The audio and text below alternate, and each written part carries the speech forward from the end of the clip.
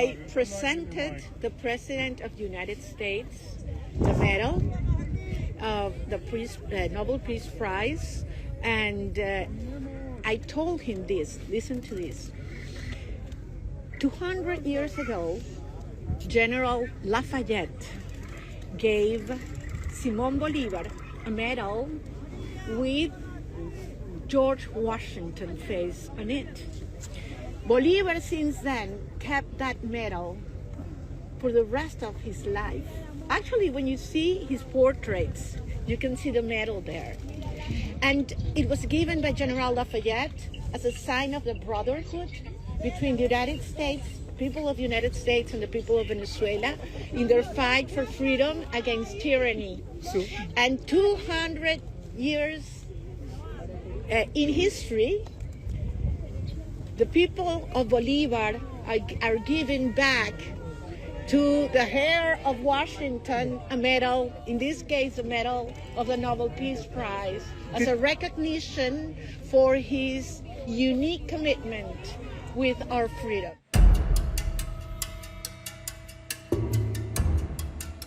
For years, Donald Trump wanted it. He talked about it. He hinted at it. He openly complained about not getting it.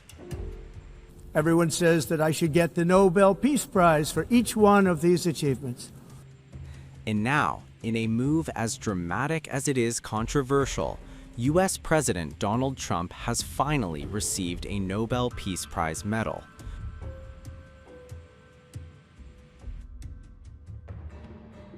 Not from Oslo, not from the Nobel Committee, but from Venezuela's embattled opposition leader, María Corina Machado. Machado is the current Nobel Peace Prize laureate, awarded the honor for her role in resisting Venezuela's authoritarian regime. She presented Trump her medal during a closed-door meeting at the White House, calling it recognition of his unique commitment to Venezuelan freedom.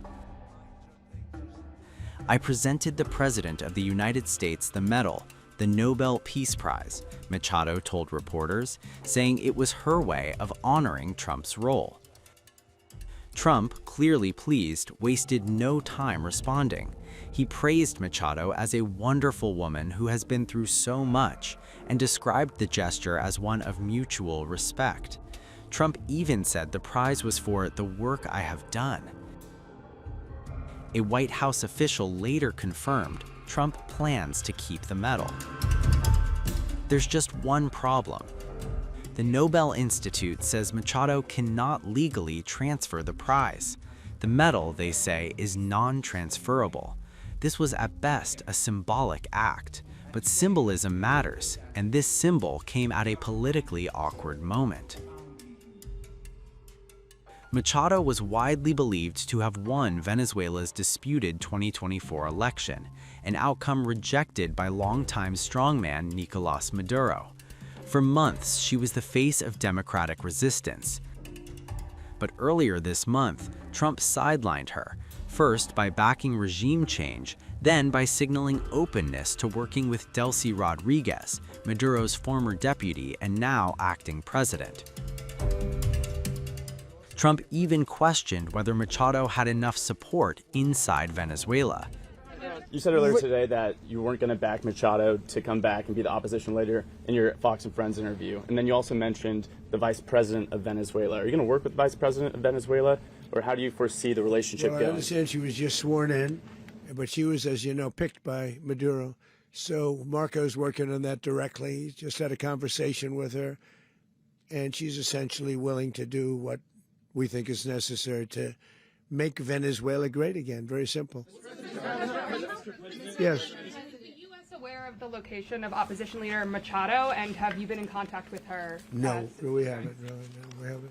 Mr. President, do you have any hesitations about Machado? Mr. President, on Monday... Oh, I think it would be very tough for her to be the leader. She doesn't have the support within, or the respect within the country. She's a very nice woman, but she doesn't have the respect to do it.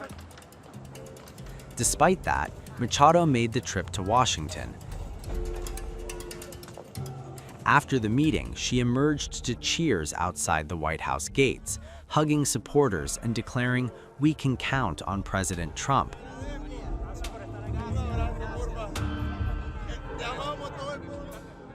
But behind the smiles, uncertainty remains. This was Machado's first public appearance in weeks. She had spent 11 months in hiding inside Venezuela. She resurfaced only after traveling to Norway, where her daughter accepted the Nobel Prize on her behalf. That same medal is now sitting in Washington. So what was this really? A diplomatic gamble by Machado, hoping symbolism might secure political backing? A personal victory for Trump, finally holding the Nobel he long coveted? Or a sign of how fragile Venezuela's democratic future remains, caught between power, politics, and perception? The Nobel Committee hasn't changed its rules. The prize isn't officially Trump's, but in global politics, symbolism can travel faster than legality. And for Donald Trump, this may be the closest the Nobel has ever come. I presented the President of the United States the medal of the Nobel Peace Prize, and I told him this, listen to this. 200 years ago, General Lafayette gave Simón Bolívar a medal with George Washington face on it. Bolívar since then kept that medal for the rest of his life. Actually, when you see his portraits, you can see the medal there. And it was given by General Lafayette as a sign of the brotherhood between the United States, people of the United States and the people of Venezuela in their fight for freedom against tyranny. And 200 years in history, the people of Bolivar are giving back to the heir of Washington a medal, in this case a medal of the Nobel Peace Prize, as a recognition for his unique commitment with our freedom. It was a truly excellent and productive meeting. It was much longer than I had been informed, and we were able to converse with calm about the expectations and the dreams of Venezuelans. The very difficult time that we are living through, but at the same time full of hope for the changes that are coming.